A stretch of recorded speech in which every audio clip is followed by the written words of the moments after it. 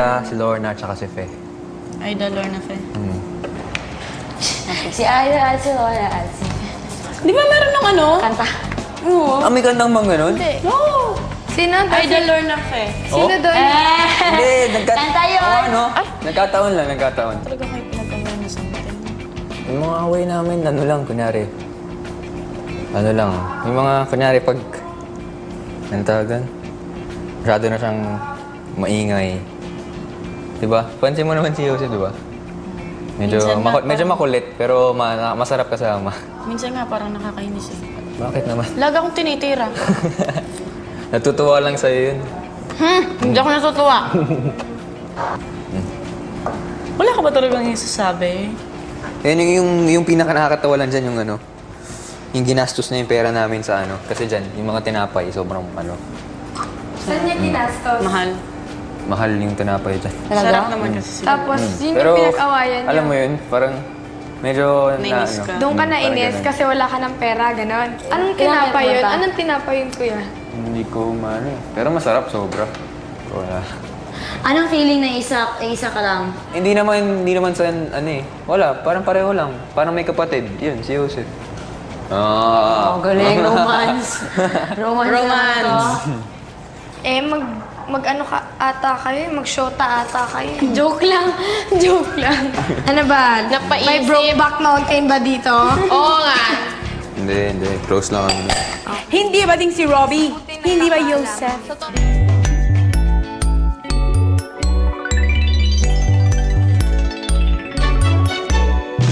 Perfect. Fantastico.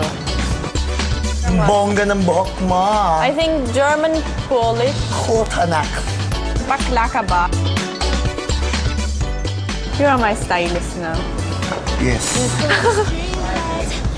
Dahil parehong mula sa showbiz sa mga magulang nitong si Joseph, mulat siya na gumamit ng makeup at iba pang gamit ng pampaganda. Ilang saglit pa'y kinausap na ni Robbie si Joseph tungkol sa mga sinabi niya kay Linda at Cheriel. Basta, tatlong babae. Aida, Lorna, Fe. Ha?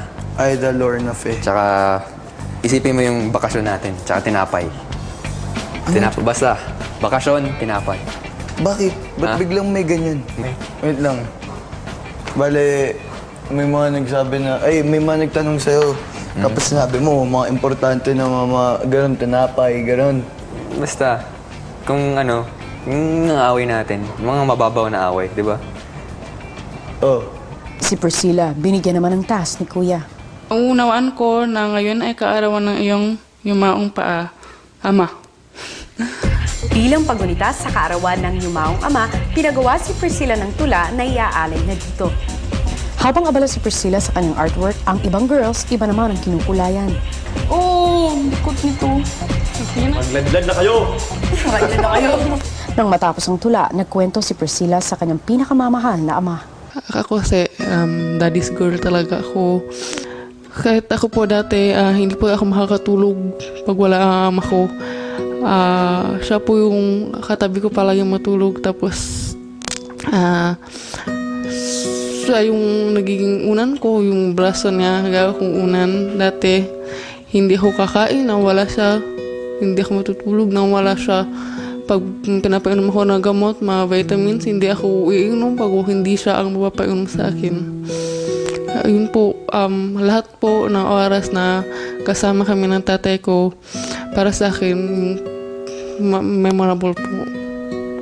Sa napakamurang edad, napakarami ng pinagdaanan ni Priscilla. Ang pagpanaw ng kanyang ama, ang pagiging differently abled. Kaya naman nakakabilib tuloy isiping mag-isang pinag-aralan ni Priscilla ang lip reading upang maintindihan ang kausap niya na hindi niya naririnig. Upang mas maintindihan ng mga housemates ang kalagayan ni Priscilla, isang task ang ipinagawa ni Kuya. Habang nasa confession room, binigkas ni Priscilla ang mga salitang ginawang tula ng walang tunog. Kailangang mahulaan ng mga housemates ang sinasabi ni Priscilla sa pamamagitan ng lip reading. You are the one who gives me joy and laughter. You are the one who gives me joy and laughter. Kinapatay! And the things that gives happiness to me. The things that gives happiness to me.